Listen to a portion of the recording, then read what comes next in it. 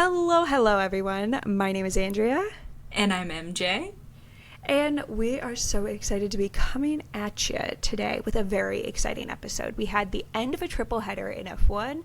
We had the last race before the end of playoffs for NASCAR. And we had nothing happen in IndyCar, but we'll still find something to talk about. You know what I mean? That's just how we do it here. Something.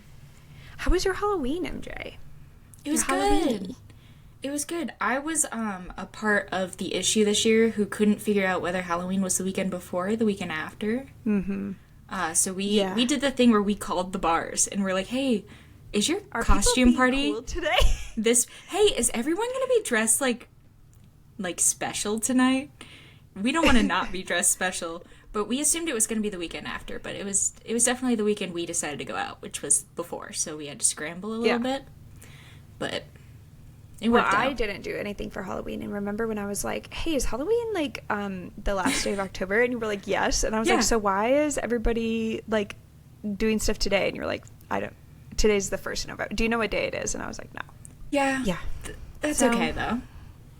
Everybody makes mistakes. Speaking of Halloween, who is your favorite outfit? I know you have a favorite. Go ahead and share. This is so important to me. I literally, when I saw this on Denny Hamlin's Instagram story, I almost called you. Middle of work day. And I know you don't have your phone. I almost called you. Denny Hamlin and his wife and 2 daughters dressed up as Alexander Hamilton and then the Schuyler sisters for Halloween changed my life. The musical theater motorsport crossover, it's happening whether we like it or not, unfortunately. This is really important to MJ that we incredibly important incorporate musical theater segments in, and this is her allowed musical theater it's either this or WWE. She gets one per episode, and this is what she gets today. I'm cashing it in on musical theater this week. Thank you. It's Denny Hamilton.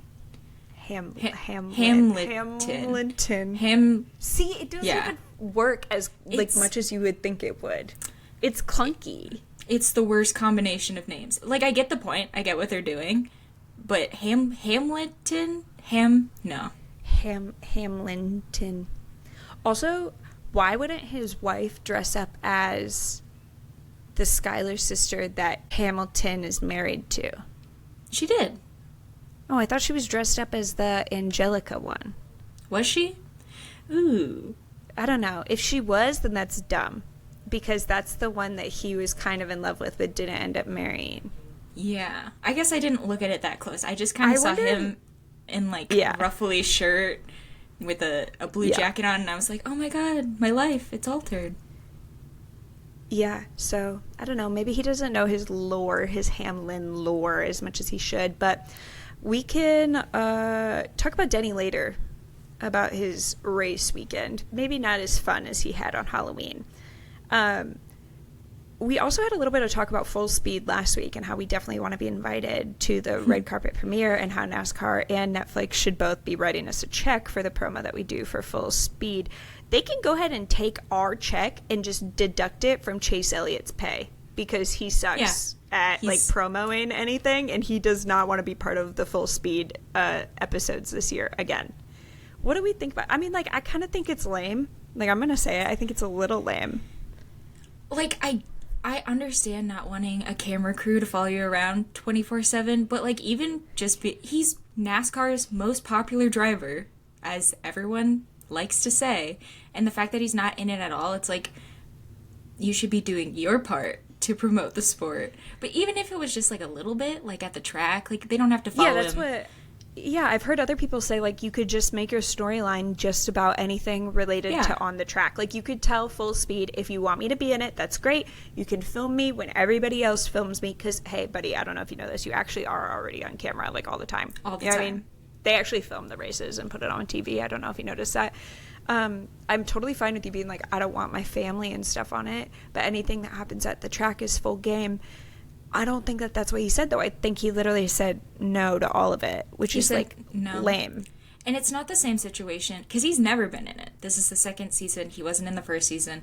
But, Max Verstappen opted out of it after he's hey, they're actually making me seem like a really horrible person. They were like, hey, Max Verstappen is actually a terrorist. And he was like, hey, I didn't like it when you said that. I didn't like that. I didn't like that. I don't want to be a part of it. Like, if that was the issue, fair. Sure. Absolutely. But it's not. I don't know. We're kind of back in the debate when they're comparing, like, the F1 in North America, South America views to, like, the NASCAR views of that day. And they're like, wow, the NASCAR views are so much higher. And it's like, yes, but you have to understand, those are all, like, old people watching. Like, the older generation who's always been watching NASCAR. The way that we kind of get this younger generation who's interested in F1 into NASCAR is by having, I don't know, maybe the most popular driver in Full Speed, by using this Netflix collaboration that got all these young people into F1 and just doing the exact same shit that they did. Well, and also, like, I don't know exactly, like, the intricacies and importance of sponsorship and fan bases for NASCAR comparatively to IndyCar and F1, but I will say this, just a case study. Daniel Ricciardo cashed in on that Netflix show to the extent that he literally kept his job for years longer than he probably should have, because he was so sponsorship, like, happy. Like, they literally...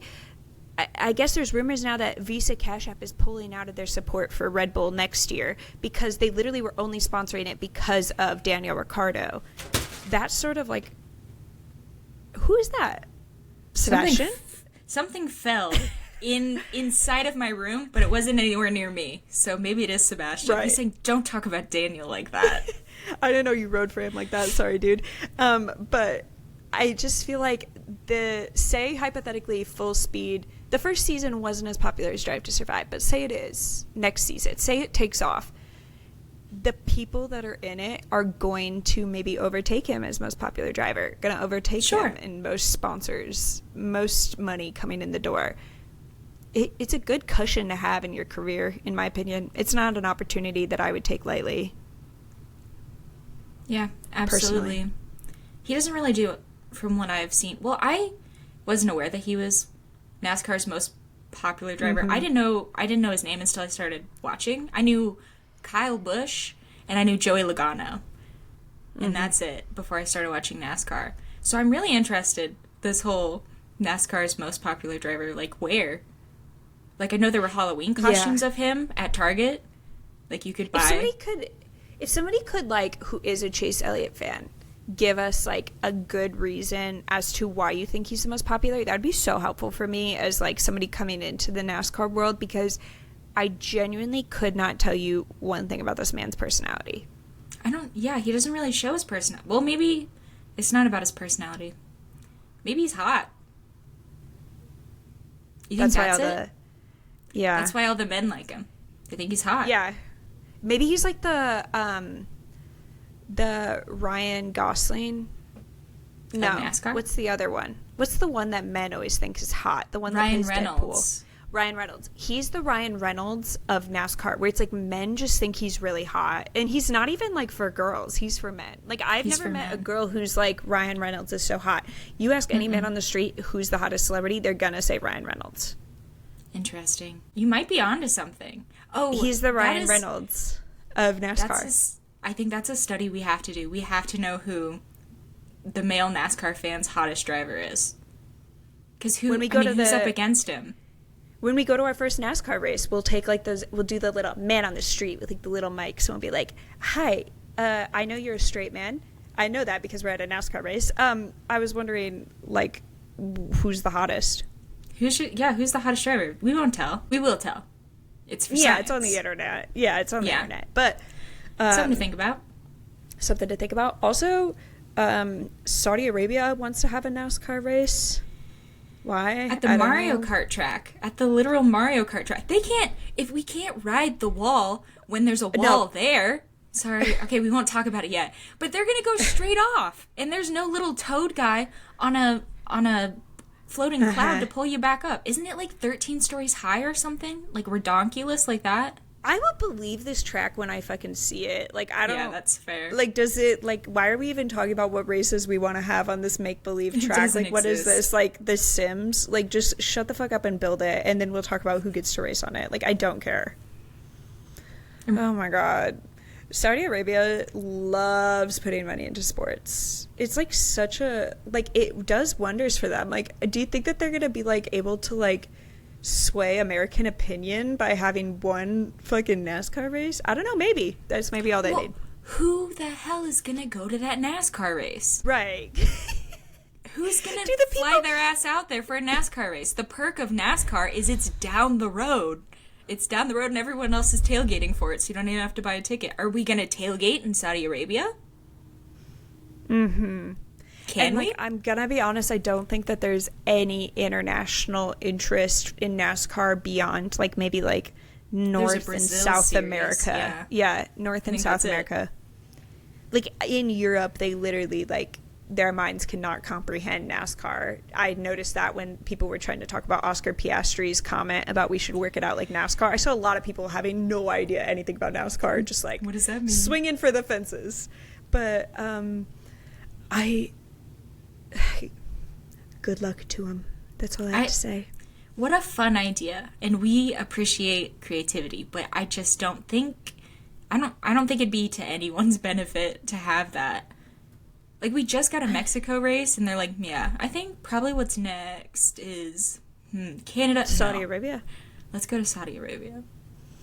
I'm not in the interest of playing make-believe right now. So, like, just let me know when we get closer to concrete being laid on the fucking track, and then we can go for it. So let's go back to Denny Hamlin, because he's a great place to start for this race weekend. He crashed in qualifying for like a stupid piece of rubber being caught in his throttle. Like the stupidest, littlest, dumbest looking little piece of rubber. It like literally is like, this is what took you out, a grown man. You're gonna be taken out by this, and it's like not his fault. This hurt your feelings. Destroyed the back of the car. And he was doing like he had one of the fastest cars this weekend. And of course that would happen. Why wouldn't that happen? Right. No, because like they heard us getting too excited and they were like, strike him down. Yeah, that was on us. So that was kind of like a rough start already on you and I's playoff interest. And then we move into the actual race. We thought it was pretty boring, I'm not gonna lie, until like maybe the last 20 laps. Like MJ was putting anything in our show notes, guys. Do you want to go ahead and hit the highlights? This is what MJ thought would be important for the first like 3/4 of the race, because it was so boring. One of the first thing I wrote was I like it when they fake coming into the pits. Gets me every time. She's easy to fake out. It does. It really does. I'm like, ooh. And then I also noted that Lee Diffie says Larson, like Kyle Larson, in an Australian accent, and I had just watched, 18 hours of the F1 Brazil race. And so every time he would say Larson, it sounded like Lawson. That's like, something else I noted. I was like, Liam, no! And then, I like this one. Can they eat while they drive? I feel like I want a snack right now. So do they? Right. Yeah, did you get a snack? Of course I did. I think they can actually eat some things while they drive because they put it in that little pocket in the door. So maybe that is actually interesting to you. And so maybe it should have been added to the notes. Okay. And last one about the switch up. Go ahead.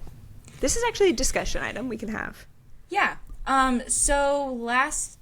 I noted the switch up on Carson Hocevar, who drives the number 77 for Spire. Is that correct? Spire? Sure. We'll go with it. Last weekend, he's a rookie. He first year doing Cup Series. Last weekend at Miami, he was running with the big dogs. He had previously won there, I think, in Truck Series, and he kind of came into the weekend like, not sure how it's going to go. Never done this in the Cup Series before. And he was crushing it. They were, like, major glazing him on the broadcast, and rightly so. It was a rightful glazing. Good. Absolutely. And then this weekend, I don't know what happened, but they were just like, oh my God, another incident revolving around Hocevar. Like, everyone thinks he's so annoying. I'm sure all of the teams talk shit about him. No one's ever going to want him on their team. They were like, yeah, with rookies like this, how like all the other drivers have to like avoid his accidents, like they're gonna get really impatient with him really fast, and it's not gonna reflect well as him on a rookie. I was like, are we being serious right now? There's some other names that we could name that are always getting in the way of something, and nobody I mean, and the commentators don't have shit to say about that, but this like kid, they were literally like, yeah, everybody probably hates him, just so you guys know. Everybody definitely hates him. To be fair, he was bumping. He was driving aggressively, but it was the same shit that they praised the other drivers for. And they're like, okay, did he spin a few people out? Sure. Sure he did. Sure. Okay? But he was racing hard. He was having a good time. It was just the contrast between last week and where they're like, this kid, he's gonna be a champion someday, to like this week where they're like, that stinky little weasel in the number 77. I was like, this is crazy. Leave him alone. So then we stopped getting bored. I would say I started to care a little bit more about this race when we had the rubber incident. Yes. So there was a loose wheel about, okay? And as MJ so lovingly reminds us every time there's a loose wheel about, it's just like the movie Rubber. It's just like the movie Rubber. Still haven't seen Rubber. At this point, I think I never will, just to prove a point. So they take forever to call a caution because at the same time, they were also trying to, like, restart. And so they basically, like, put out a green flag, and then almost immediately it was like, psych, everybody stop.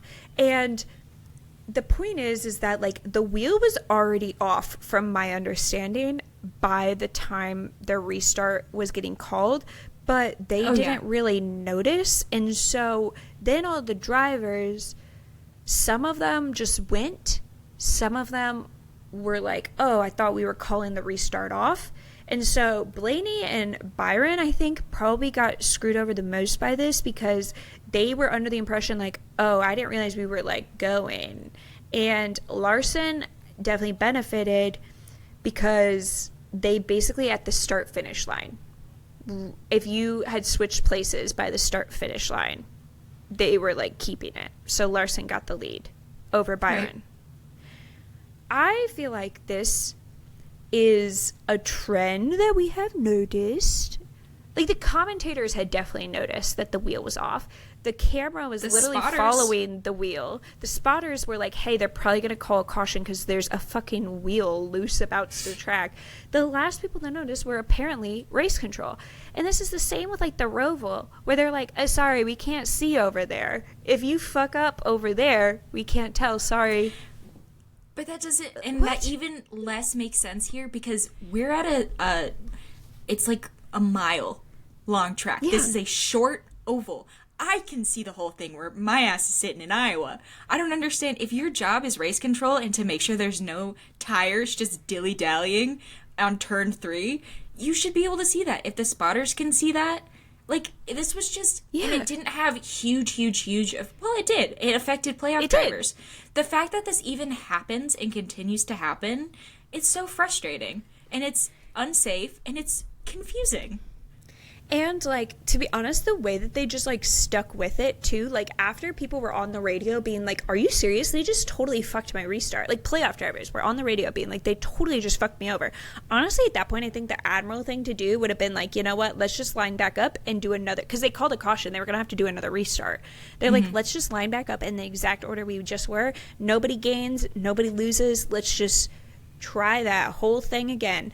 Instead, they were like, no, we meant it. Larson's in first now. Yeah, they did a little bit of there's nothing we can do. It's like, you did it in the first place. What do you mean there's nothing you can do?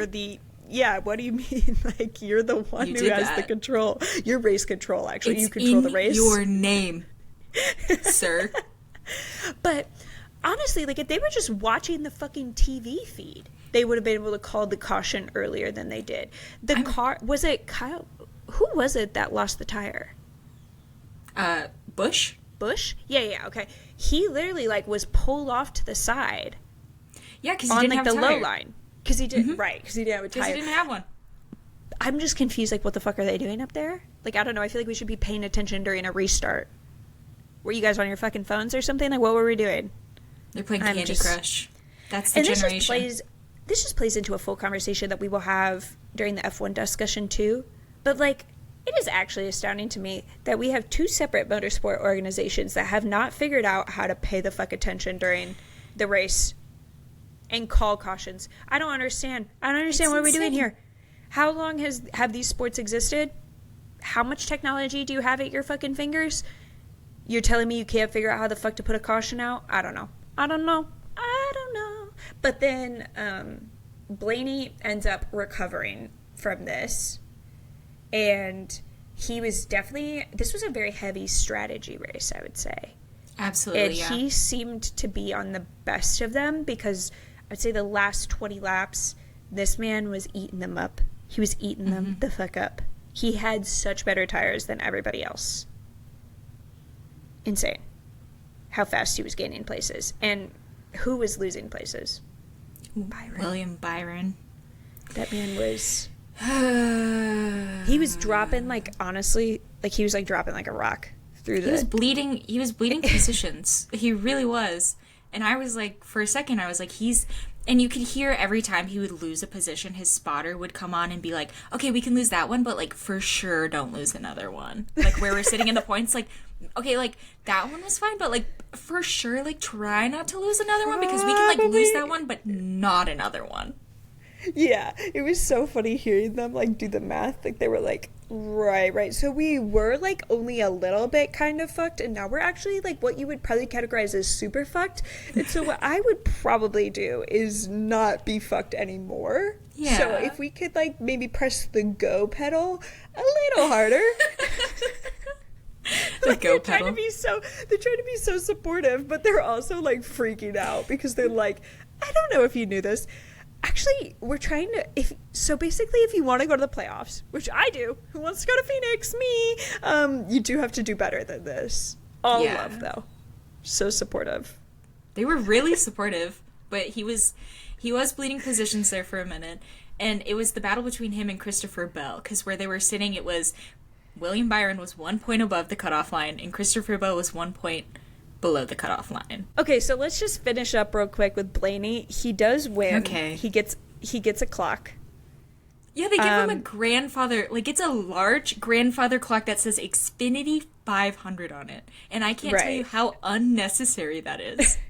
And I'm pretty sure he's won Martinsville before. Yes. So, like, he already has a clock. So, like, now he's two of these fuckers. Where is he putting all these clocks? Who's transporting it? Yeah, me, when I, like, okay, what the fuck am I gonna do with this clock now? Thanks. How do I get this back home? What are we doing here? That's crazy. Why do this? Why are we, guys? And we thought the Bears were too much. Yeah. At the Texas race for F1. The we were like, trophies. Those Bears, it doesn't even make any sense with racing. And then all of a sudden they're like, ding dong, grandfather clock. It's like, what do we do now? Fuck it, grandfather clock. That's the new trophy that I want to see in F1. I want to see him I want to see some poor soul have to drag it onto the podium. And then they have to lift it over their head. One guy with, like, a dolly has to, like, roll it out really awkwardly.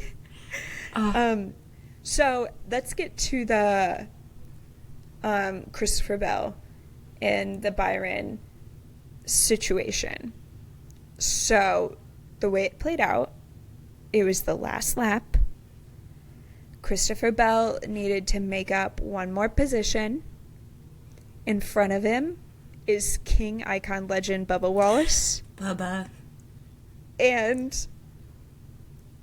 Bubba kind of just didn't want the smoke, maybe, and got the fuck out of the way.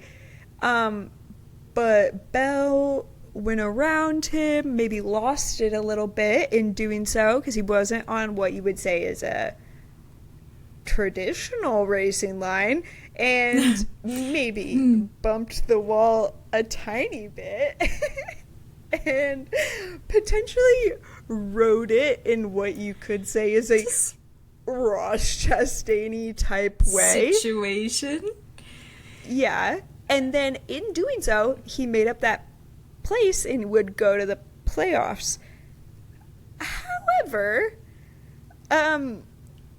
I love you so much, Christopher Bell. I wanted this so bad for you. So you have bad. got to get a lawyer. We were cheering for you.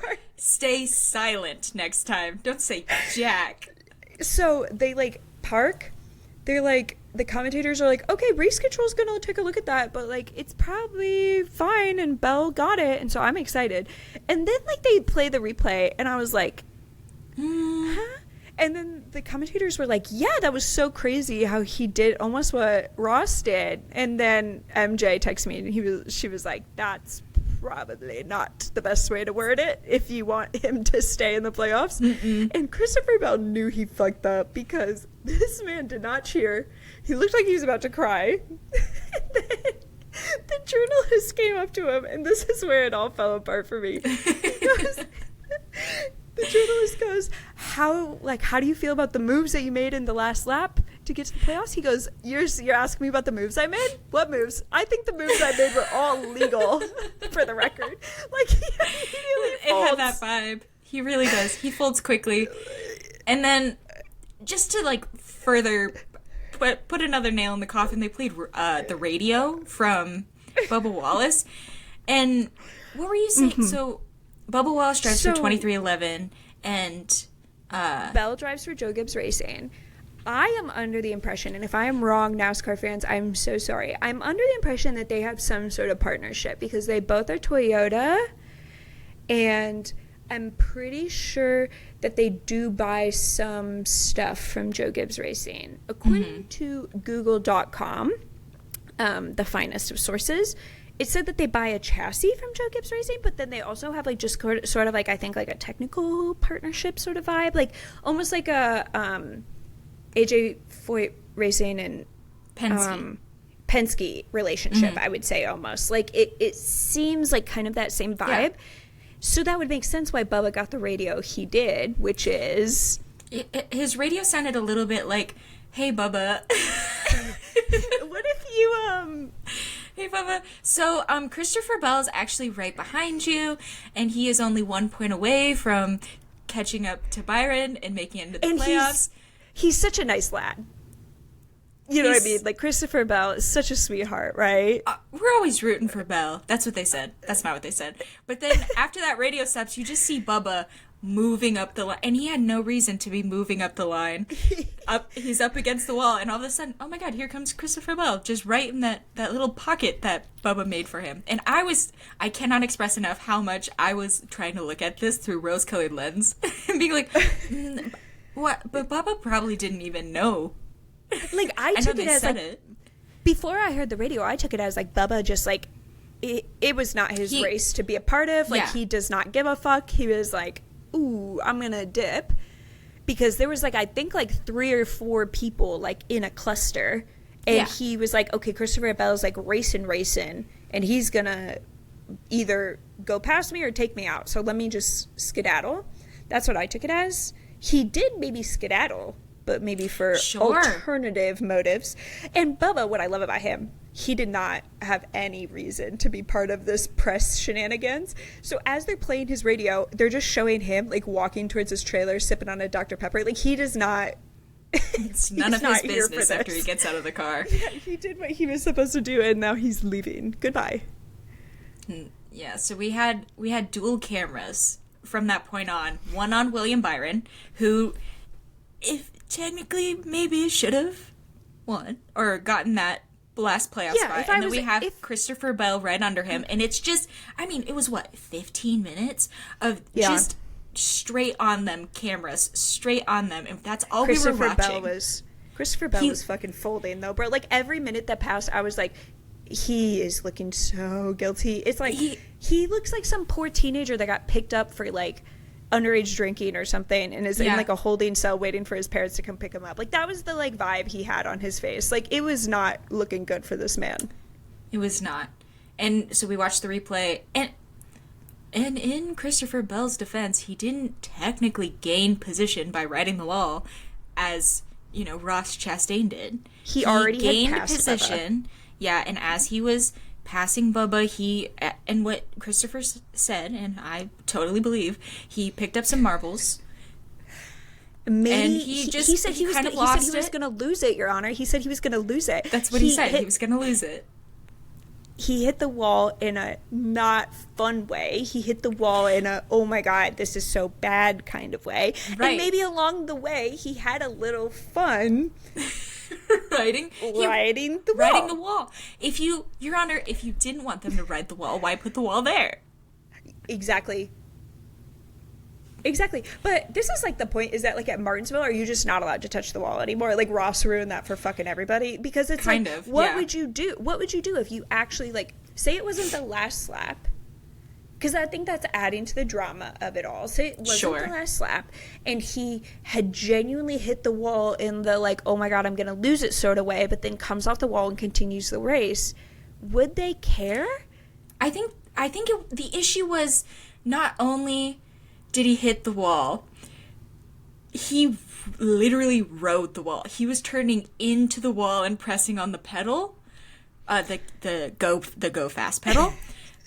In case it wasn't the other one, he wasn't trying to stop. The one that Byron had lost along the way. Yeah, I think that's the issue. Is he was on it for so long. Had he hit the wall and had he, I don't know, used his brain and came off of the wall so that we didn't have this issue, I fear it would have been fine. But the fact that he stayed on that wall and gained speed in a Ross Chastain way, Your Honor, I know he looks guilty, but consider this. I wanted him to go to the Final Four. Right. Are we not considering that? This is a great way for us to reflect on our Final Four predictions. Oh, no. And how I genuinely don't think they could have gone worse for either of us, question mark. I had 50%. That's a passing grade. Did you? In some...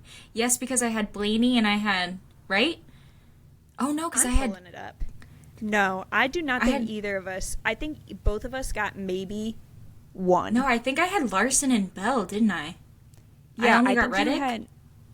No, you didn't even have Reddick. I'm a fool. Okay. Who did I have? Bubba? Daniel Suarez? MTJ? I know I sent you our top four. Oh, you did, but here we go. Okay, MJ. Your Final Four. Mm-hmm. Oh, yeah, you did get 50%. Woo! Okay, so no, I'm just an idiot. Okay, so we'll go ahead and go over this. You had Larson, which both of us had Larson. That is actually kind of crazy. I think that, like, you and I are not, I would say, like, loyal subscribers to the Larson fan base, but many are. I can't imagine the fire that they are wanting to set to the playoff system at the moment. Do you think it's because he went to Cabo? Right. And so did Denny. Did Denny go to Cabo? Allegedly. According to the podcast that we bring up every single episode, the podcast that I'm a loyal listener to, he did go to Cabo, and then he giggled about it and said, like, ha ha ha, like, don't tell anybody I went to Cabo too, or else, like, they're gonna start, like, tweeting about me. Denny, we know, Denny. You just blew this story wide open, buddy. Yuck. That's too bad. Okay, so Larson did not make it, and we both had him in our Final Four. That's actually insane. I can't imagine how disappointed he is. He also just, like, didn't have a good round. Like, the last it was incredibly couple races. Unlucky. Yeah. And it was truly nothing he could do. Well, drive different. He could have done have better. Pit stops. And sure. It's honestly his, like, team did it.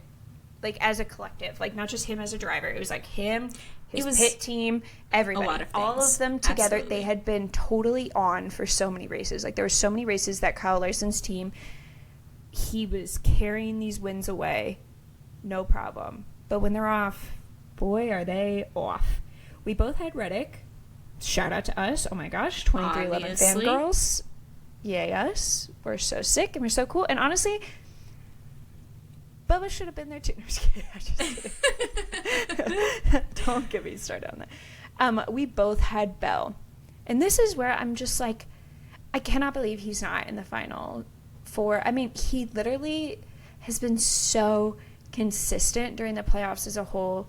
he has been like a sleeper hit. Like he's been getting like these top 5 finishes all the time. Should have won in Vegas. Yeah, I just like, I know that he's probably kicking the fuck out of himself over like just little points. Yeah, I mean, it basically came down to 1 point, essentially. It did.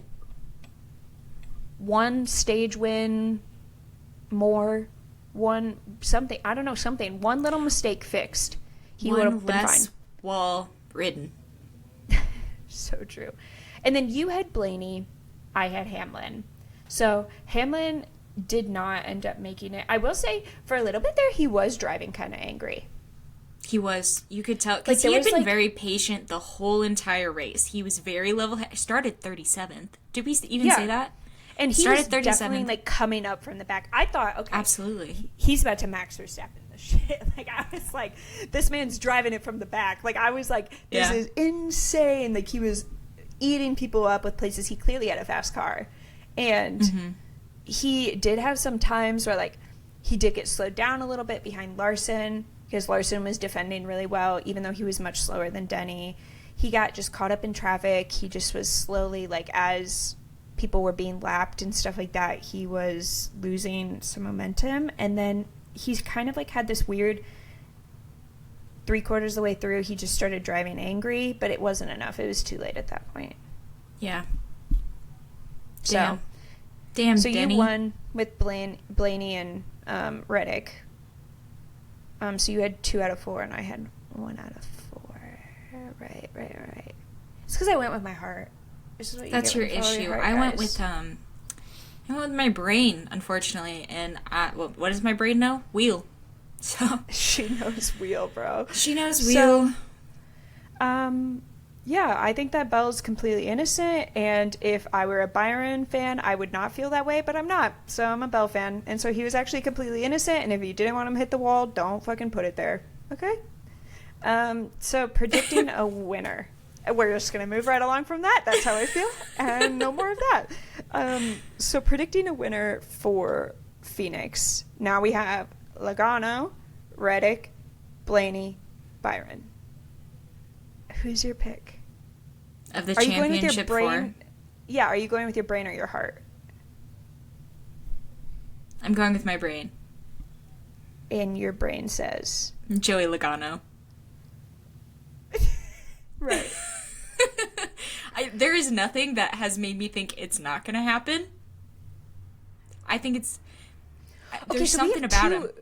We have 2 patterns at work here. Because there's the, like, Logano even year, like, oh my God, he's going to win because it's an even year. But then today the commentator said something about Blaney, that the last time he won a championship, it was he got 2nd in Miami, he won Martinsville, and then won the championship. He got 2nd in Miami, won in Martinsville, and they were like, does that mean you're going to win the championship? And he said, I'm going to try. So now it's like we have 2 patterns. One of the patterns is going to be broken. Wait, which pattern are you going to go with? Reddick. That's true. Oh, we didn't even mention Reddick. Halfway through, horrible weekend. or like he just like crapped out. They were like, he's in the garage, car is on fire, and I was like, whoa, my guy is here. He's at the track this weekend.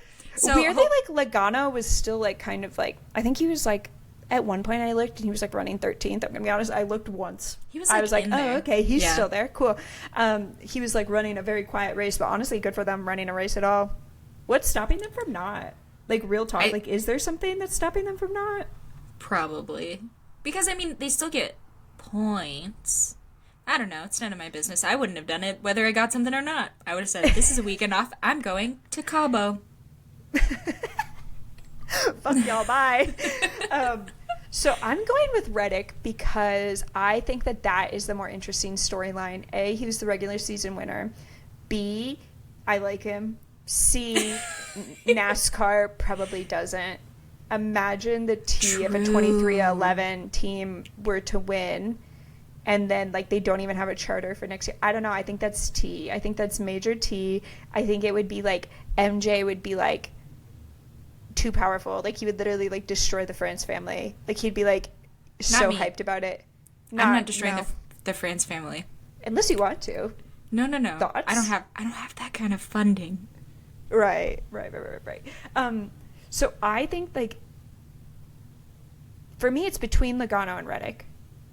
But I think the better story is Reddick. I will say, however, I could see Logano doing it. I see Logano. I close my eyes and I see him winning it. Him hopping out of that car that he drove in Lab Rats, in that one episode of Disney's Lab Rats. Yeah. I picture him in the glasses. Okay, first of all, chill. No, but I just picture him winning it. I think that, like, it makes sense because it's like it would just piss people off so much. It makes zero sense is why I picture it happening, because he shouldn't even be here. Be there. He shouldn't be here. But that's like a great storyline too. Honestly, the only person that has a lame storyline is Byron, so he'll probably win it actually. Dude, I can't stand William Byron for no other reason than the fact that he's there. It's like, I wanted Bellin. He's always there. And no one ever talks about William Byron. I know nothing about his backstory. I'm like, this dude, the Liberty University car, again, really? I don't care. They're like, oh, let's cut to... No, I don't want to see him. Oh, but he's in the contention. Of what? He's like, I hardly remember he's in the playoffs most of the time. And now he is in the Final Four. I forget he's even there. This is accidentally becoming a William Byron hating podcast for no other reason than the fact that he's there. Well, let's just say Brad got lucky today. There was a point where I thought Brad was going to win it, and I was like, Brad, you're pissing me off. Get your little King Hawaiian Rules card the fuck out of the way, okay? You have no business being here. So it's something about, like, when, like, non-playoff drivers start getting a little too much in the way. I'm like, you are side characters. There's someone behind you that's racing for something. Brad, what are you racing for? Fun. Nothing. Like, get the fuck out of my way, please. Yeah, we have actually nothing personal against Brad or Byron. We just, like, have seen them as barriers to what we want to happen, which unfortunately... Same with Allmendinger. He's a barrier to what we want to happen. So for specific points in time, me and MJ, we do not want to hear your name. If the commentators say it, we're going to roll our eyes. If I hear the dinger is doing it, I'm going to say, this man... I'm over it. Again, a fucking again. Please. So don't take it personally if you're a fan of any of these people. It's just... It's not personal. We'll probably change our views, too, by... the beginning of next season. It'll be someone random. We'll be like, freaking, Martin Truex Jr. was who I was going to say, but he's not going to be here. Someone else. Maybe we'll be like hosts of our haters. We'll join the broadcast and be like, this number 77. Basically, the only things you can be sure of is that we'll probably be chill with Denny, the 2311 boys, SVG, and Suarez. I love Daniel Suarez. And can we add Bell to the list? We can add Bell to the list. Yay! We added Bell to the list. I love Bell. Okay, I'm happy with that list. Those are the only people that are safe. Everybody else, beware. Watch out. So that was the NASCAR race. I'm also curious to see if we get more details about the conspiracy against Hendrick Motorsport, essentially. Like, it seemed like everybody was just kind of like, so we all want Bell. Yeah. Who was it? It was like the one in the 3 were like blocking him as well for no particular reason. I don't know. Well, I'm sure there'll be more to talk about next weekend. Yeah, I'm sure like probably in like the next 24 hours we'll hear about like cash exchanges or something. Who knows? Again. Who knows? Yeah. So I'm curious to see how that plays out. Let's just quickly cover IndyCar before we go into F1 because we don't have that much IndyCar stuff. Pato is still the top of the headlines in IndyCar, even when IndyCar isn't even running. He posted like a weird cryptic Instagram with Formula E that was just like, "We're coming to Mexico," and me and MJ are both like, "Yeah, no, but for what?" I'm just not sure. It's for a demo. Like, obviously, Formula E is doing a demo, but then I was trying to like find a sort. Like, is he driving in it? Is he driving a Formula E car? Apparently, he's driving an Indy car in the demo. Or did which they could just be use interesting. him? Did they just use him for like Instagram clout? Like maybe he's not even doing anything with it. They were just like, "Hey, you're Mexican and we're in Mexico. Do you want to be in this Instagram?" Like, are they just using him for his clout? They were just capitalizing on it. It literally could be that as well. I can't really find solid details, so he's maybe doing something. Or maybe not at all. Maybe he's not. Hard to know. Happy for him. And then we had some Indy Next signings. Yes. We had 2 Indy Next signings and 1 IndyCar signing for Chip Ganassi. They didn't, prior to this year, have Indy Next seats, or like last year. But they have 2, probably because they had to cut 2 teams from their team in IndyCar. They had to get rid of the 11 and the... Wow, I'm like out of touch with IndyCar. Oh my God, they cut Denny Hamlin? They cut Denny Hamlin. They cut the 4 and the 11. And so they have 2 IndyCar seats next year. One is Jonathan Brown, and then one's for Niels Coolin.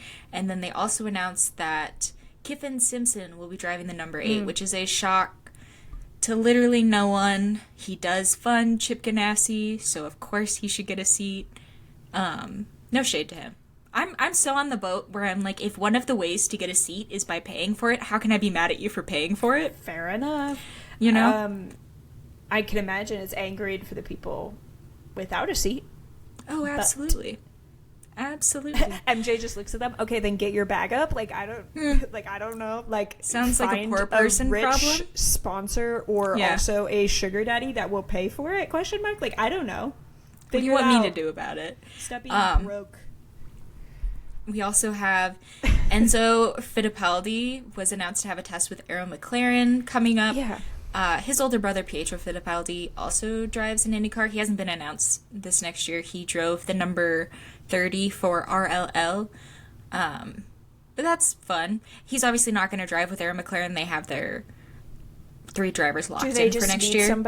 Do they just need somebody for when they inevitably fire half of their... Yeah, the rotating number driver 6 program. Yeah, like once they've fired everybody else, they'll be like, shit, good thing we had that one kid. Get him in here. I mean, I guess so. It literally just gives them an opportunity to test their car more. And if someone else wants to snag him, they can.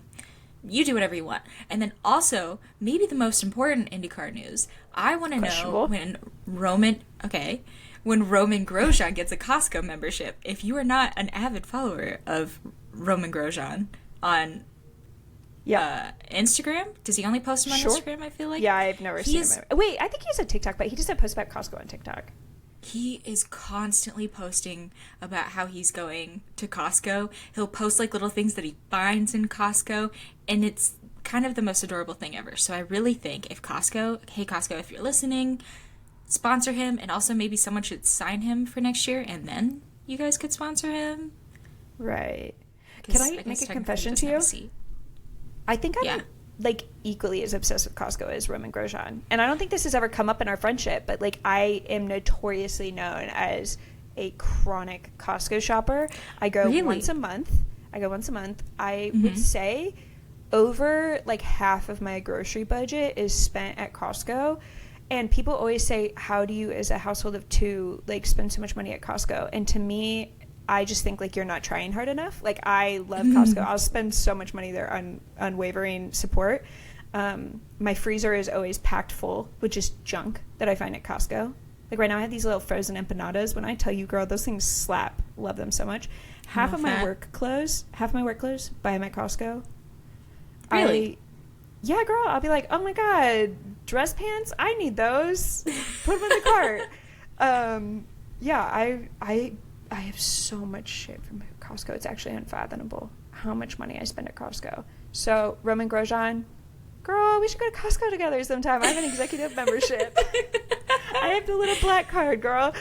We would get along swimmingly. Honestly, we'd get along on so many fronts. Like me and Romain Grosjean, we go way back. But Costco is just another reason why I think he would get along great with me. And I think Costco should sponsor him.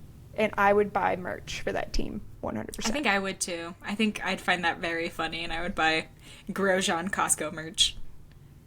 I think that like they should do special liveries for like different Costco food items. Like they could have like the $1.29 hot dog special livery. They could do like they could do like a collab with those annoying kids on TikTok. The double chocolate chunk cookie or whatever it is. Yeah. The Rizzler? I think Rizzler is just a side character. I think the other... Oh, really? Yeah, they, like, use the Rizzler for clout, but he's not actually part of the Costco guys' family. That's kind of messed up. Maybe we should dive into that in one episode. Hey, so they're exploiting children. Ooh. But they have a fun little song. We bring the boom. That's what we do. We bring the boom.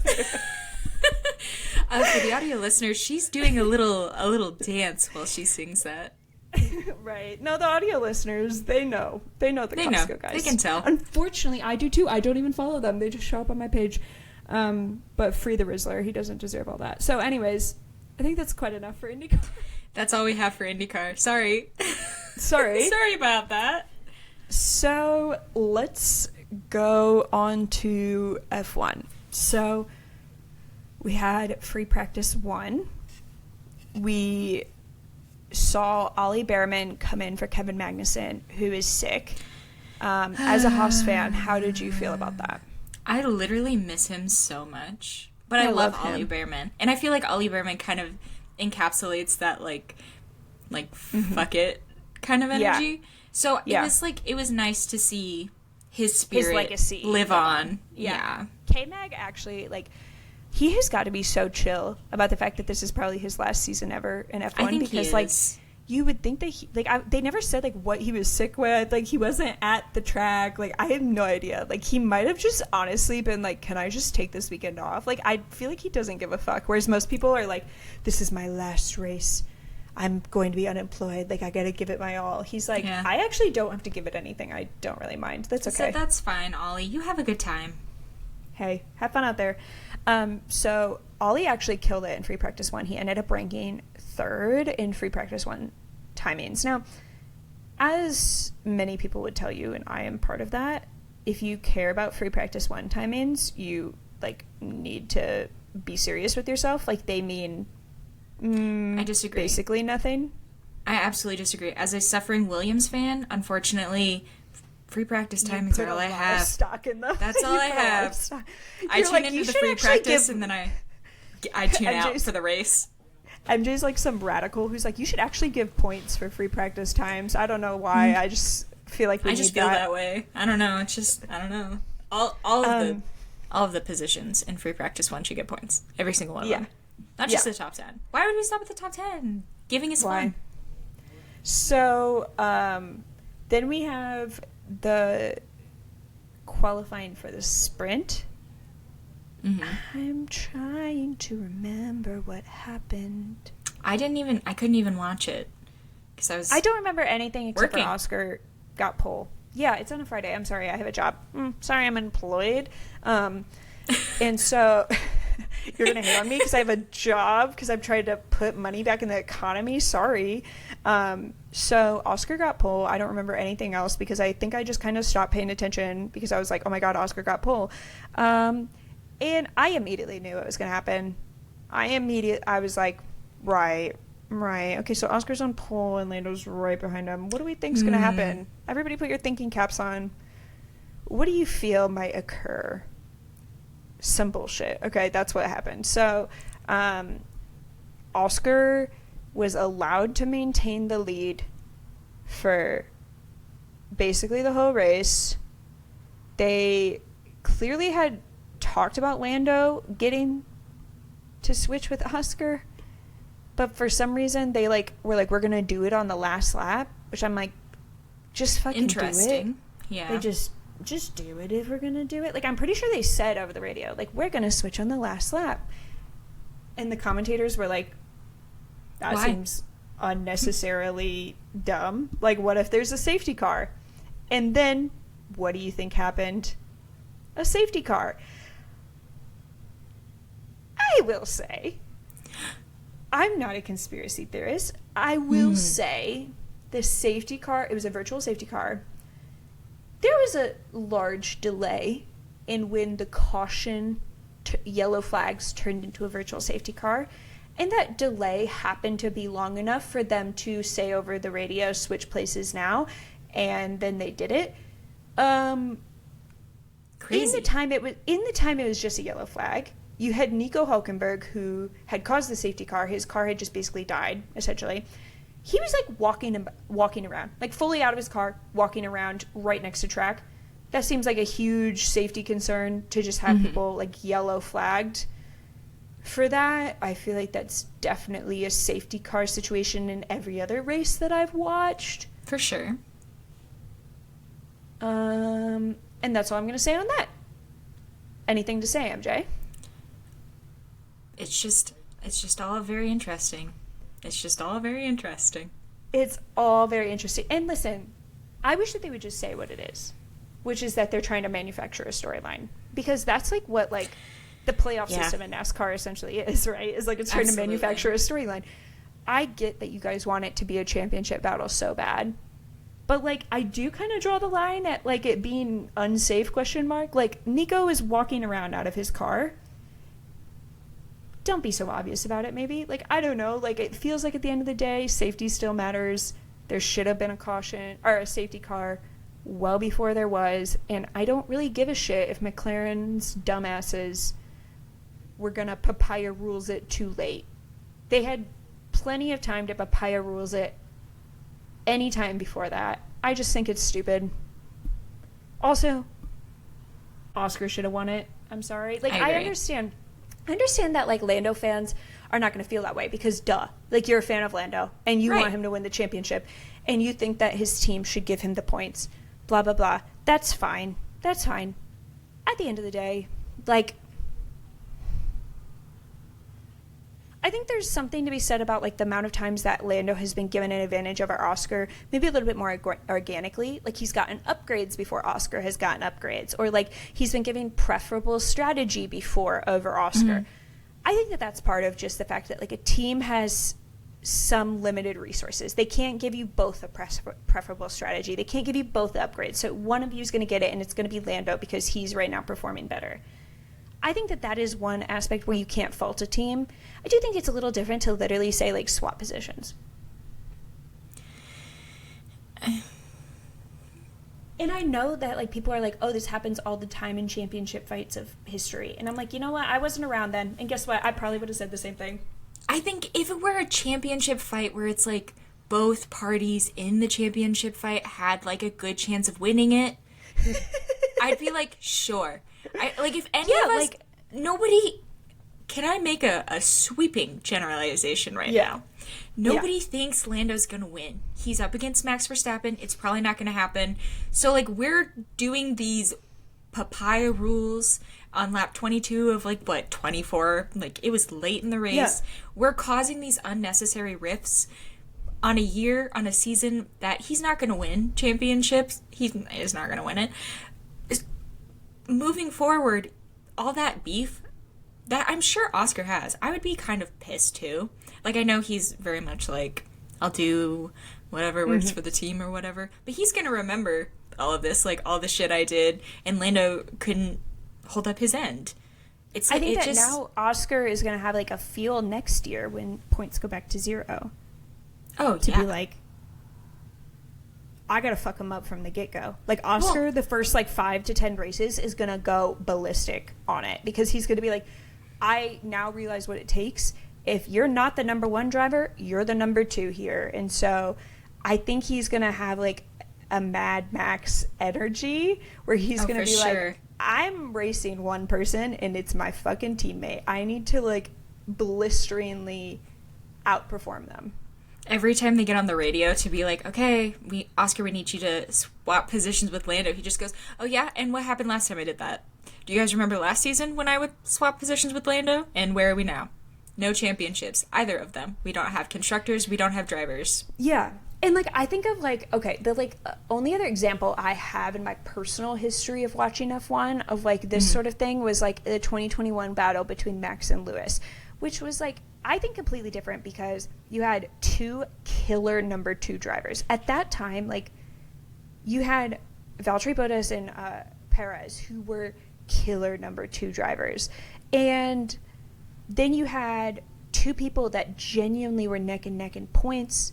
There was like a true understanding that like both of these are great, amazing drivers, and if one person makes a mistake, the other will capitalize on it and they will get those points instead, and it will be a true championship battle. So if you're telling me, oh, like Bottas needed to like give up getting the fastest lap and let Lewis get the fastest lap because he needed the point or something, I'd be like, fair enough. I mean, 'cause, sure. like, that's understandable considering like the point they were at, 1 point genuinely would have made the difference. Mm-hmm. At this point, are you telling me that 1 point would have made the difference? I'm not feeling that way.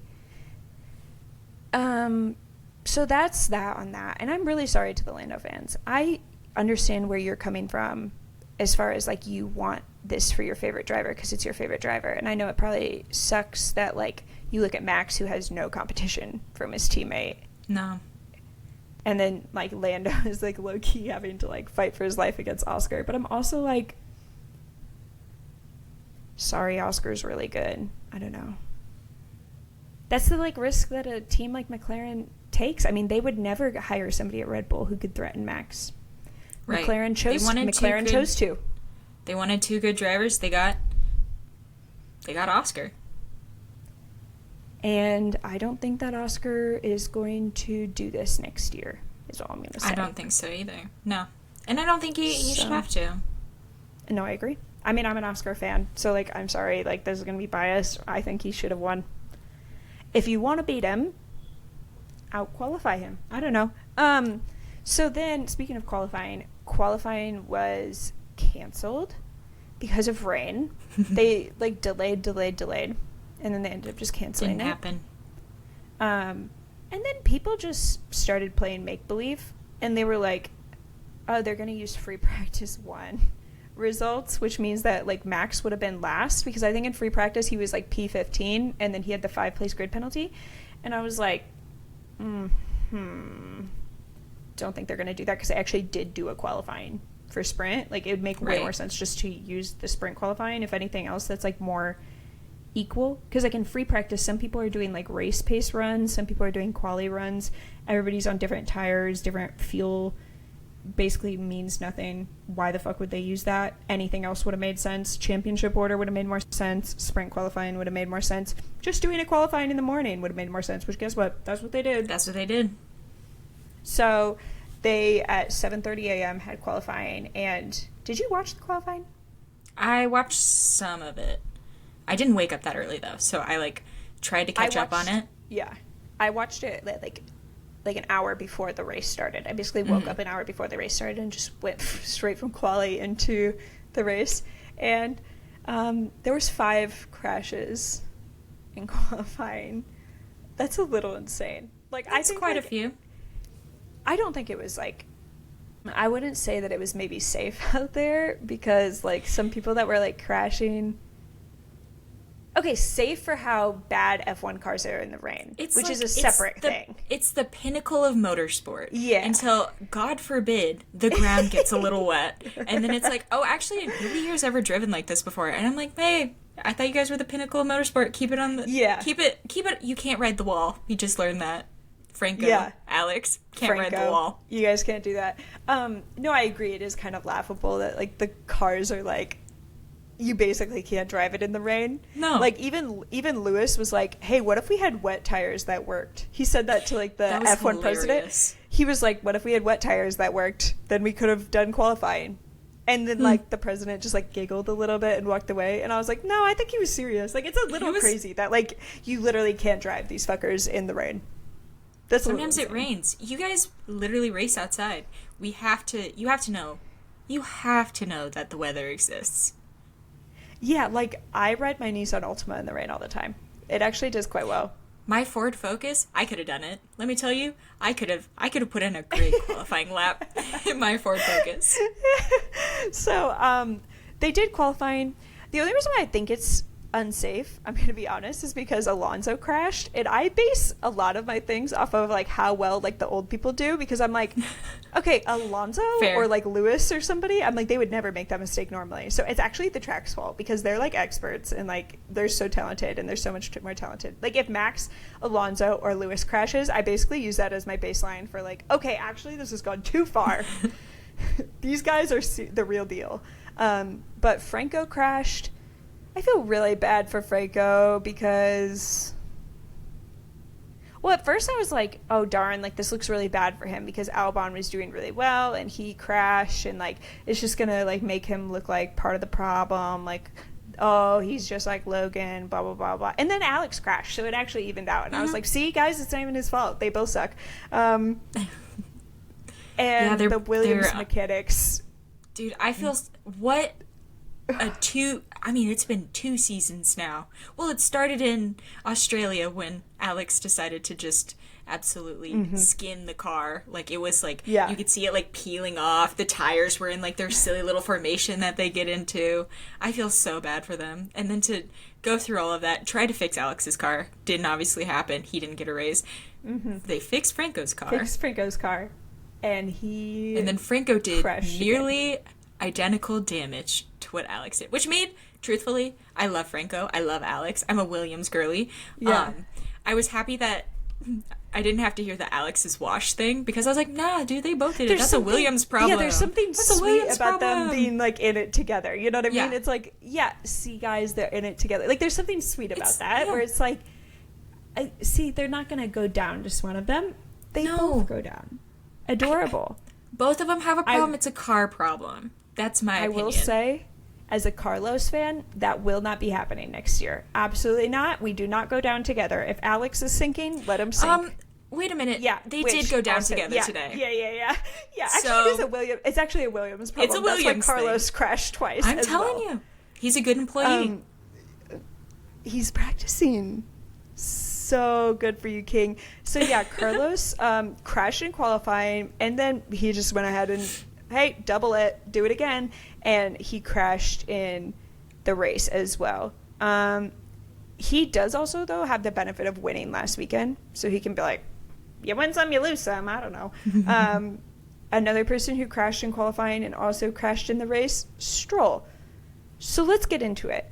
Stroll did probably what I have to imagine is the most embarrassing thing you can do in motorsport. Like, they were talking on F1 TV with Hinchcliffe, and they were like, what do you feel like he's feeling as a driver? And he was like, he's going to watch that back later and think he's the dumbest person alive, essentially. There's, like, no reason. He basically crashed on the formation lap. He went off at a place other people went off, so I don't think that was the hugest issue. It was the fact that like after he had gone off, he decided to drive his way through the gravel, which, if you know anything about why the gravel's there, it's so you can't drive your car through it. And then he beached himself. He and you might be thinking, oh, did he crash into the gravel? No. He crashed on pavement. So his wheels, all 4 of them, were actually on pavement. And I'm imagining we could have maybe put that bitch in reverse and done a little 3-point turn, and, like, we probably would have been fine. But instead of doing that, he was like, let me just drive forward into the gravel and then say on the radio in the most defeated tone of voice, I'm beached, which is now meme potential forever. You can never live that down because it's like, yeah, you're beached. I wonder why that is. Like, it's like you drove there. I don't fucking know, dude. And the mechanics were probably like, right, so we just fixed your car, and this is the formation lap, actually. I feel like triple headers, like, I'm starting to feel like these are inhumane for these mechanics. Like, I don't know how else to put it. Couldn't agree more. I'm like, these poor people are, like, already on, like, the last race of a triple header. They don't get to do a triple header in luxury like the drivers do. Like, I'm sure for the drivers a triple header sucks, but for the mechanics, like, they're not driving in a private jet. They're not, like, getting to, like, sleep on, like, times that they can adjust to the time zone perfectly. They're, like, getting to just show up, do their thing, and go back to the hotel. That's how the drivers do a triple header. These mechanics, they have to work overtime to fix these dumbass motherfuckers' cars and still get them out in time for qualifyings, races, whatever. And then, like, they just do it again the next weekend, and then do it again the next weekend. And all these drivers that were crashing, their mechanics looked like they were, like, I'm not gonna lie, they all looked literally so depressed. Like, it was the saddest thing in the world to see. Their soul like, had clearly left their bodies. It was so depressing. And then after Lance Stroll crashed on the formation lap, all of the drivers just started to be the dumbest that they could possibly be. It's like they all had like one brain cell that they were like splitting or something, because like they all started doing the dumbest things possible. Franco completely missed his grid box, and then they were like, see, that's not Franco's fault, because he actually is used to just driving up one, like, to whatever one's open in front of him. How was he supposed to know he wasn't supposed to be in that one? I was like, okay, we're already off to a rough start. And then they were like, we're aborting the start. That means you're supposed to turn your car off. Yeah, there's no start. No start, your car, no start. Your car, you actually leave it where it is and you turn it off. Right. Right. Yeah, no, they didn't do that. Lando was like, what if I go around again? He said aborted start? I'm going. And then everyone behind him went, oh shit, we're going? Oh, okay, cool. And they all went as well. And then Max and his smart ass down in P17, because by the way, he got out in Q2, forgot to mention that, and had a 5-grid penalty start. He was like, actually, you're not supposed to do that. It says in the rulebook that an aborting start, you're supposed to just stop the car and turn it off. And they're like, yes, Max, we understand that fully. Thank you so much. Like, his engineers were like, cool. So they all got fined for that. Well, just Idiots. Lando and George did. Yuki, because Yuki was the third one who went, and they're like, well, Yuki's actually never been up this far before, so I think it'd be really rude. Following their lead. He just wanted to fit in. Can we blame him for that? And they didn't. They just let him off. I didn't talk any more about qualifying. Yuki got third, by the way. Shout out Yuki. Love you forever. Dude, the starting 5 was crazy, because fourth was Esteban of the Ocon variety, and then Liam Lawson, and then wasn't Pierre right behind them? Yeah. Dude, amazing. Amazing. So, we go. I'm going to give you 100 bonus points if you can tell me what position Norris was in by the end of the first lap. Well, reminder, he started on pole. Right. You would think? Usually, starting on pole, you'd probably want to stick to the front. Are you suggesting he didn't stick to the front? What did he? P2. Yeah, he lost it, I think, by the first turn. I think it was before the first turn. Rats. So Russell took the start from Norris, and yikes. And so then the rain started falling, shit started hitting the fan, and everything started to go horribly wrong. So all those people crashed, like we mentioned. Hulkenberg was black flagged because he went off, and for some reason the marshals were like, hey, what if we just push you back onto the track and then you can just go to the pit that way? And he was like, that's so much easier than being craned, just go ahead and just do that. And so they gave him a black flag, which means you're disqualified for the first time since 2008 that this has happened, by the way. So he's actually a legend. That's a big thing. Yeah, he got black flagged before he has gotten a podium. Okay, well, maybe chill with that fact. Ouch. Right. Not all stats are fun stats, guys. But I can never begin to recap this whole race. It was actually crazy, unbelievable. You have to just go watch it. I literally want to go back and watch. Like, honestly, everybody's on board. You had.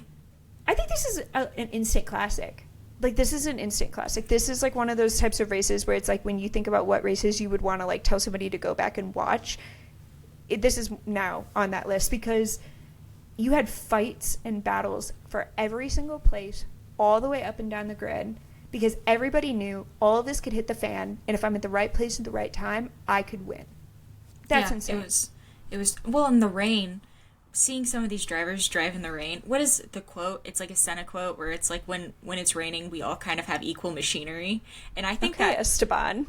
Esteban said it, and then I was like, he's quoting somebody. I was like, it'd be really embarrassing if I was like, as Esteban Ocon once said, and it was like someone important. And it was. Anywhoosie, it was very prevalent who was shitting the bed in these. Yeah. Like, who, because it is an engineering series, so we're usually watching the cars, but you could really watch the drivers and how they were handling shit during this race, and it was so entertaining. I mean, there was definitely some people who were, like, cracking under the pressure of, like, not knowing when a safety car was going to come out, not knowing when it was going to be red flagged. Everybody started to get the feeling, like, I would say a quarter of the way through when it really was chucking down rain, that was like, we should be changing our tires right now, but we have a feeling that it's going to get red flagged or somebody's going to fuck this up. And it was Franco. I love you so much, King. Thank you so much for creating drama. That is carrying on Logan Sargent's legacy, honestly. Creating an ideal safety car / red flag situation to create the optimal amount of drama. I love that for you, King. It's a big Williams move this year. Specifically, usually benefits Lando, but this time it did not. Yeah, so Colapinto crashed, and it was right after he had been put on brand new inters, which was, like, I think a questionable choice, that people felt like the track was drying up. They were like, let's try to put people on inters now to, like, get ahead of it and benefit from that.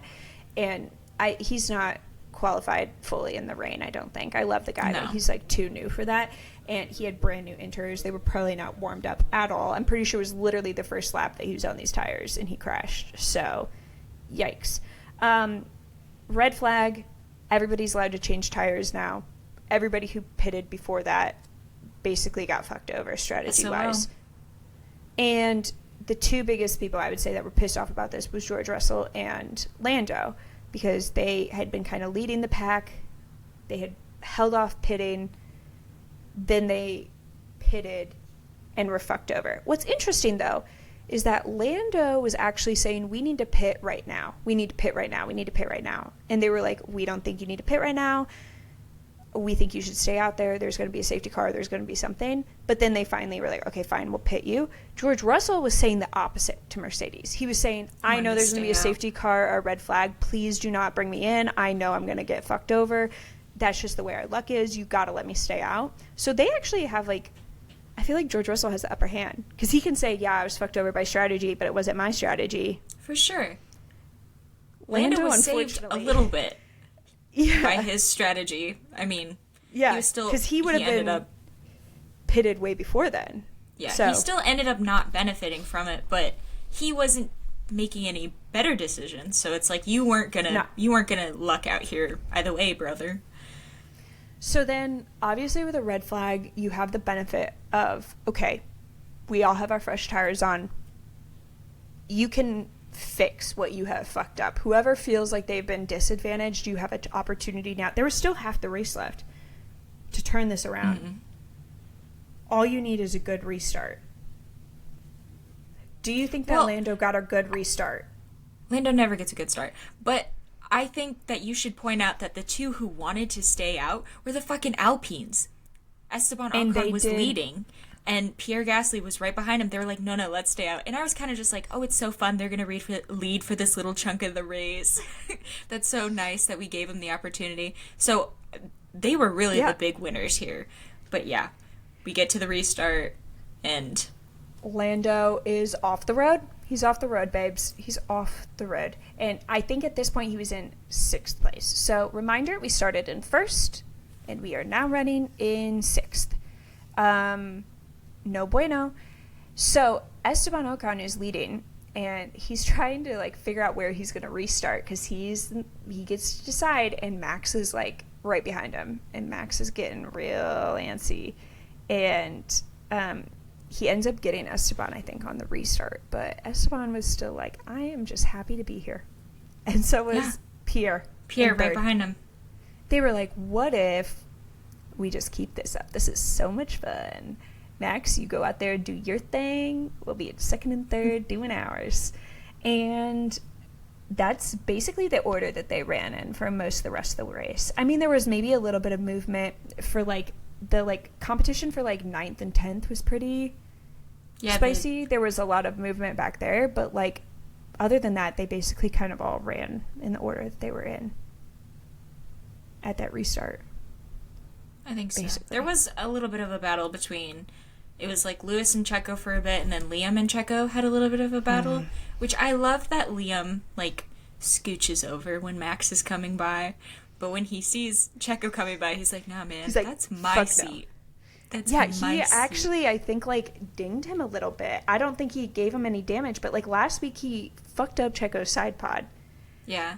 They did collide. Their tires did, but didn't look like there was fine. Any residual. But I am curious to know, like, is that acceptable to Red Bull? Like, have they said, okay, if Max comes around, you need to let Max by, but maybe they don't extend that same thing to Checo because they don't give a fuck? But, like, part of me is also, like, you're trying to compete for a Red Bull seat, and you're basically the only person that you're fucking up is one of their drivers. I can't imagine that they enjoy that. I feel like but maybe they don't care. Kind of what I think Red Bull is at this point. They're like, if he can show us what he can do on the track, I don't care if it's Checo or not. I think they're so just like detached from Checo, unfortunately. Mm-hmm. But he did race hard. He always races hard at Interlagos. Mm-hmm. It just wasn't in the cards. It hasn't been in the cards for a hot minute, but I don't know. Mm-hmm. So it's basically Monaco. That's dark to think about because Monaco was in May. I don't think he's had a single race since then that he has done well in. I think you're right. Wow. And he might have even been, like, kind of iffy before then. I think I remember, like, when he got hit in Monaco, they were like, well, that's not his fault, but... Right. I mean, and he did good in Baku, but then he got in an accident with Carlos. It's none of my business what Red Bull does with their second seat. Right. It's none of my business. You do you. I wouldn't. Yeah. So, just to finish up with the race, Max Verstappen went from P17 to P1. He was clocking... When he got to P1, he was clocking in fastest laps. Fastest lap, fastest lap, fastest lap, fastest lap. He was putting, I think, like 9 seconds between him and Esteban in the rain. In the rain. And he was... It was actually astounding to watch. Like, I think that it's actually crazy to think that, like, he is kind of that driver of our generation. And, like, this is going to be one of those drives that, like, when they talk about, like, the best Lewis Hamilton drives, when they talk about, like, the best Michael Schumacher drives, this is, like, one of the best Max Verstappen drives. And even Lewis was like, that was the best race that has ever happened in Brazil. And they're like, what about the time that you also fought from the back? And he was like, this was way cooler than that. Better. That's insane. Hulkenberg's commented goat emojis on his Instagram. Yeah. Aww. Aw, they're friends. I love that. But I think that it was accumulation all week of people pushing Max, people getting on his fucking nerves in the press, people being like, are you going to change the way you drive? Are you going to, like, listen to the criticisms from all these people? They were giving him penalties left and motherfucking right. And it's some people, when that happens, they crumble. They accept the criticism. They're like, you know what? You're right. I'm not that good. I should just fucking quit. Max does the complete opposite and makes everybody shut the fuck up. And it's crazy how many people are glazing him now that were, like, literally just last week being like, he's a danger to society. He drives so dirty, and now they're like, is Max the greatest driver that has actually ever lived? And unfortunately, yeah. Motorsport? Yeah. Put him in any motorsport, he could probably do this exact thing. Is what they're saying. Is what they're saying. And I will say Lando's championship run, I would say, is over. Unless we have, like, a mechanical failure DNF from Max, there is no championship fight. I think the storyline is over. Can we stop it? Yeah, I think it's been over for a hot minute. But yeah, I've been trying to be kind to the delusion, but, like, I'm sorry. The championship fight is not a thing. It's not a thing. If there's a DNF, I will take back everything I say. You guys can all call me stupid and dumb on the internet. That's totally fine. If there's not a DNF in the next 3 races, There is no championship fight. I'm so tired of hearing about it. There isn't one. There isn't one. Please. It's not happening for Lando this year. Not to say it couldn't happen for him in the future, but like what James Hinchcliffe, mayor of Hinchtown, was saying on the post-race interviews, you can make mistakes and still be a world champion. You can't make mistakes and still be a world champion when you're battling Max Verstappen. And so it's just not in the cards for him. Which is, it happens, dude. It's fine. Literally, the only people on the grid... Okay, this is a good conversation. Who on the grid would it be a competition with Max Verstappen? I think Lewis Hamilton, put him in the right car. He has the skill. He will have a championship fight with Max. Charles Leclerc? Maybe Charles, yeah. I think he knows how to fight with Max. I don't think he's scared of him. I think give it another year and a half, too. Oscar? Oh, for sure. Maybe not even that much time. Fuck it, Alonso. Like get it in a better car. Adrian Newey builds like a fucking monster car. Sure. Yeah. That's basically it. And that's okay. I don't really know. I feel like those are the people that have they're not scared of Max. And I hate to say it, I think that Lando is scared of Max. He's scared. Like he just like kind of locks up and freaks out over any sort of little pressure. And maybe if his fight was with somebody else, like maybe Max has a shit car and can't fight for a championship. If he was fighting like Charles or somebody, maybe he would be better off because he has a different sort of like intimidation factor than Max. But Max is just like he started in P17. I can't think of anything less intimidating than that, right? You're up in pole and he's in P17. If you can't hang on to pole when Max is in P17, you're not going to be able to fight him head to head at all. Lando, he's very clearly intimidated by Max. It shows on the racetrack. It shows in his interviews because he doesn't want to talk about Max at all in his interviews. And it's like, babe, he freaks out. This is supposed to be... Isn't your this moment. What you dream of?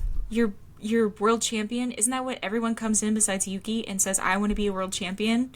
And Yuki just wants to start a restaurant. He wants to start a restaurant. And he's, you know what? I love that for him. But it's happening for you in real time. And you're too afraid to talk about it, or you're uncomfortable talking about it. You don't want anyone to ask how you would race Max. And I also think it's over. I think that I also do think that your attitude when you're having a shitty weekend is reflective of your overall mental space that you're in. Sure. And the way he reacted in interviews after the race today is actually kind of the worst / most insane response he could have had. He basically was insinuating this whole race was a wash because it's basically just about luck. And a bunch of people are saying, well, he wasn't referring to Max. He said it's not about talent, it's about luck. And people are like, are you talking about Max, the man who just drove from P17 to P1? Who everyone's saying is literally one of the most talented drivers of our time. Is that who you're referring to? Because that's kind of insane. It was luck. And then all these people are like, that's not what he was referring to.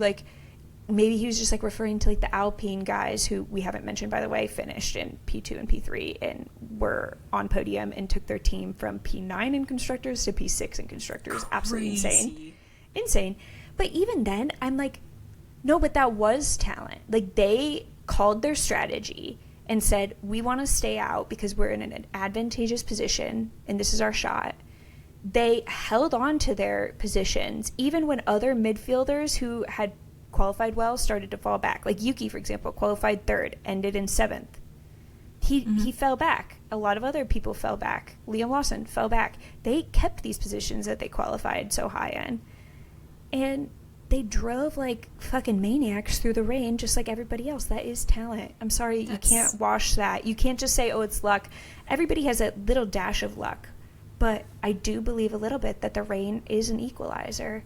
And I don't think that Esteban Ocon and Pierre Gasly are drivers that you can just write off as not talented. I think they're pretty fucking talented. Both of them have race wins, and both of them have podiums in pretty shit cars. It's not like either of them are in a constructors championship fighting team ever. No, They're in Alpines. Alpines who, a few months ago, we were like, these cars are too overweight to function. I said that they were basically unsafe to be on track. Yes. Like, they were going so slow, I kind of felt like it was unsafe that they were out there. They shouldn't be there. You're in a rocket ship, homie. You're in a literal McLaren rocket ship. It's not luck. And I think he knows it's not luck. He knows that. He's not. And so I'm like, why would you say it? You're just going to look like an ass and everybody's going to make fun of you. He's just kind of crumpled, which is frustrating. And I think I said this last weekend, because he has everything he needs. He has a talented teammate. He has a good team. He has a great car. It's like, when you crumple under these situations, sure, not a world champion this year, that's fine. But all of this is going to carry on into potentially next year when you're fighting for a world championship, if that happens. It's frustrating to watch, and also it's so frustrating to hear him say that, and then to see all of his fans like backing him up. When a few months ago, when he won by a virtual safety car in Miami, and we were like, yeah, it was, he got lucky. Everyone was like no. That's the thing, is that like luck will only take you so far. You have to be in the right place at the right time. If you're in P19, luck is not going to win you a race. You have to get yourself into a plate. Like George winning in Austria after Lando and Max crashed. People were like, he was handed the win. Sure, I guess. I don't know. He was still in P3. He was there. He had to qualify good enough to get up to P3. He had to qualify good enough to be in P3 and keep it. That's not nothing. Stop acting like it is. Luck exists in the sport, but to say luck is more influential than talent in the sport is just, it's incredibly incorrect. Especially when you have, not to put my tinfoil hat on, but when you have like the FIA and race control riding so hard for you, you can't be like, it's just luck. There's no talent. You can't be the one saying that. You know what I think is damn lucky? And I'll end it on this.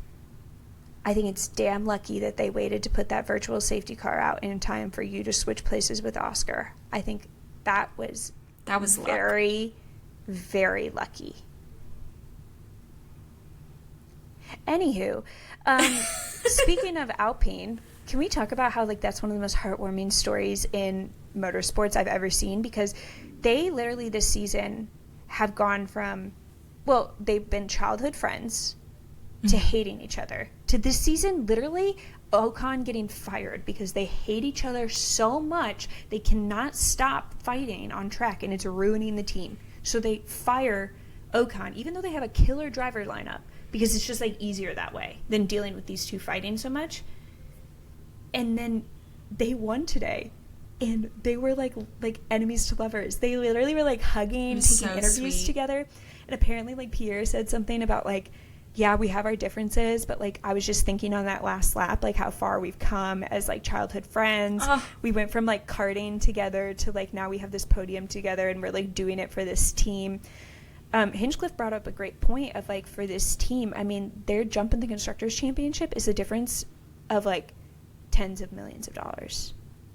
Crazy. And crazy good bonuses for all the mechanics. Like, I started to think about that more. Like, teams that like are like binning it in the Constructors, Red Bull, and like how like frustrating that must be for like mechanics and stuff like that, because I didn't realize so many of them, like their bonuses and stuff like that, depend on how they finish in the Constructors' Championship. Absolutely.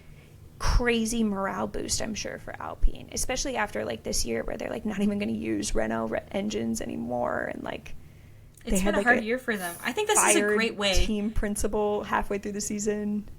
Fantastic way to cap off the season. It's funny how both Haas and Alpine kind of had that, guys, don't even look at us this year. Don't even acknowledge that we're on the track, to all of a sudden it's like Haas is getting double points, an Alpine double podium. Mm-hmm. And next that's where the real Haas. Story is. We you need think one Haas more. is going to get a double podium? I think we should have another rain race.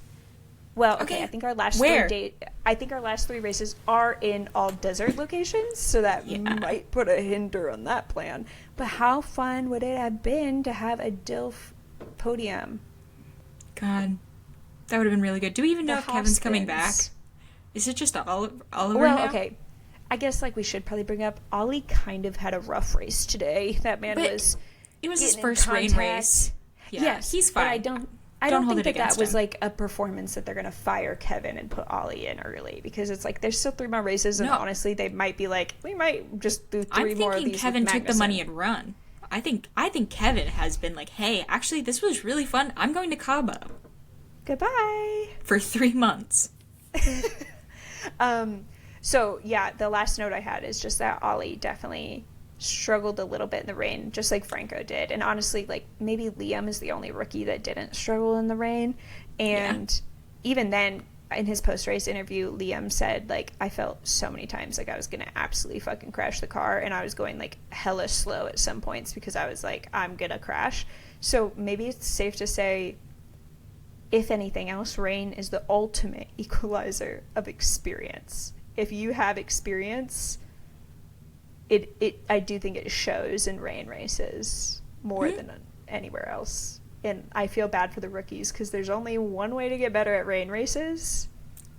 It's to do them a whole bunch and probably bin it a couple times. In like 3 or 4 years, they'll probably like look back on this and like giggle of like, this is my first rain race and I absolutely fucked it. But yeah, I feel kind of bad for Ollie. I guess that's the end of that on F1 news. You also put a note in italics here, so I'll read it in italics. If you love the Brazil GP, you would love IndyCar. Sorry. Huh? For sure. I thought you were going to do like an Italian accent when you're like, I'll read it in italics. And then that's Comic No, MJ, Sans. that would be rude. I'm not going to do it in an accent. Have some class. Fair enough. No, but for real, and I think I saw someone tweet this, if you liked the Brazil GP, you would love IndyCar. This is very reminiscent of Toronto. Weekend. Yeah, they be doing this every weekend in IndyCar. Every weekend. Like, but there's more like racing. Yeah. I just think like it's like in IndyCar and NASCAR, if you were like, who's going to win the race? Most of the time my answer is exactly what MJ was doing right now for the audio listeners. She's shrugging and going, And that's how I feel about NASCAR and IndyCar. F1, it's fun when we get races like this, where you're like, for sure. I have no idea what's about to happen. I fear we might be getting an Alpine double podium. Crazy.